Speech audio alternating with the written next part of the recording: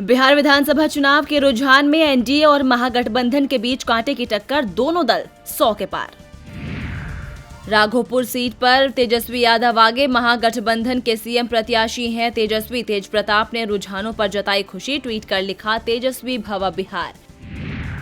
नीतीश मुक्त सरकार के लिए पटना में चिराग की पार्टी ने शुरू किया यज्ञ और हवन, रुझानों में एलजेपी का खुला खाता, नीतीश के खिलाफ चिराग ने फूंका है बिगुल। मध्य प्रदेश विधानसभा उपचुनाव के रुझान आए सामने, बीजेपी को 6 सीटों पर बढ़त, बीजेपी के तुलसी सिलावट आगे, शिवराज सरकार में मंत्री थे सिलावट। पश्चिम बंगाल में चुनावी सुगबुगाहट तेज, चुनाव आयोग ने बुलाई राज्य में सर्वदलीय बैठक, कांग्रेस लेफ्ट हाथ मिलाकर चुनावी रण में उतरेंगे। आलू प्याज की बढ़ती कीमतों को लेकर ममता ने लिखी पीएम मोदी को चिट्ठी, कहा जमाखोरी से आम लोगों को तकलीफ, सरकार को कम करनी चाहिए महंगाई। दिल्ली में पटाखे चलाने वालों की खैर नहीं, जुर्माने के साथ 6 साल तक की सजा, एनजीटी के फरमान पर दिल्ली सरकार ने लिया फैसला। राजस्थान के कोटा में महापौर बनाने को लेकर सियासी घमासान तेज, आज होगा कोटा महापौर का चुनाव, दोनों निगमों में बीजेपी कांग्रेस के बीच कड़ी टक्कर, सियासी दलों को सताया क्रॉस वोटिंग का डर। पश्चिम बंगाल में आज से खोले जाएंगे विक्टोरिया मेमोरियल, साइंस सिटी और भारतीय संग्रहालय, महामारी सुरक्षा प्रोटोकॉल के साथ फिर से खुलेगा विक्टोरिया मेमोरियल, सुबह 11 बजे से शाम 5 बजे तक प्रवेश की दी जाएगी अनुमति। आज होगा आईपीएल के 13वें सीजन का फाइनल मुकाबला, आपस में भिड़ेंगे दिल्ली कैपिटल्स और मुंबई, सीजन में सबसे ज्यादा विकेट लेने वाले गेंदबाज बने रबाडा।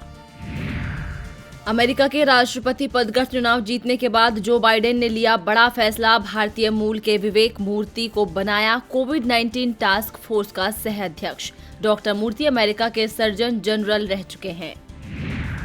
अमेरिकी राष्ट्रपति डोनाल्ड ट्रंप ने देश के डिफेंस सेक्रेटरी मार्क एस्पर को किया बर्खास्त, मार्क एस्पर की जगह क्रिस्टोफर मिलर को मिली पद की जिम्मेदारी, एस्पर से नाखुश थे ट्रंप।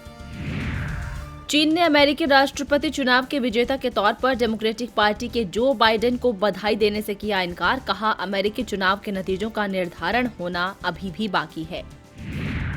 ईरान ने जारी की अंडरग्राउंड मिसाइल सुरंगों की तस्वीरें, इजरायल और अमेरिका की नजरों से छिपाए रखने के लिए जमीन के अंदर रखी गई हैं मिसाइलें, इजरायल तक हमला करने में सक्षम है ये मिसाइल।